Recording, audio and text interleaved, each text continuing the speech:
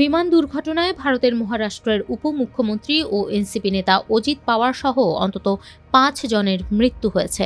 ২৮ জানুয়ারি সকালে তাকে বহনকারী চার্টার্ড ফ্লাইট বিমানটি দুর্ঘটনার কবলে পড়ে। দুর্ঘটনায় গুরুতর আহত হন অজিত পাওয়ার, তার ব্যক্তিগত নিরাপত্তারক্ষী ক্রু সহ মোট ৫ জন। উদ্ধার করে স্থানীয় হাসপাতালে নেওয়া হলে চিকিৎসাধীন অবস্থায় মৃত্যু হয় অজিত পাওয়ারের।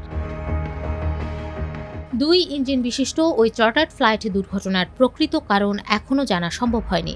ভারতের director general of civil aviation DGCA জানায়, ওই বিমানে থাকা উপমুখ্যমন্ত্রী অজিত পাওয়ার সহ সব যাত্রীরই মৃত্যু হয়েছে।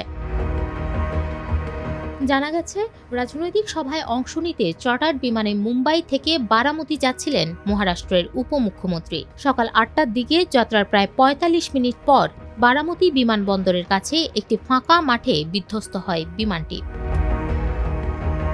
দুর্ঘটনার পরে স্থানীয় বাসিন্দারা সেখানে ছুটে যান এবং উদ্ধার কাজ শুরু করেন। পরে ঘটনাস্থলে পৌঁছায় ফায়ার সার্ভিস, অ্যাম্বুলেন্স, দুর্যোগ মোকাবিলা টিম ও অন্যান্য সরকারি কর্মকর্তারা। অজিত পাওয়ারের মৃত্যুতে শোক জানিয়েছেন প্রধানমন্ত্রী নরেন্দ্র মোদী, কেন্দ্রীয় স্বরাষ্ট্রমন্ত্রী অমিত শাহ, মহারাষ্ট্রের মুখ্যমন্ত্রী দেবেন্দ্র ফাড়নবিস সহ রাজনৈতিক নেতারা।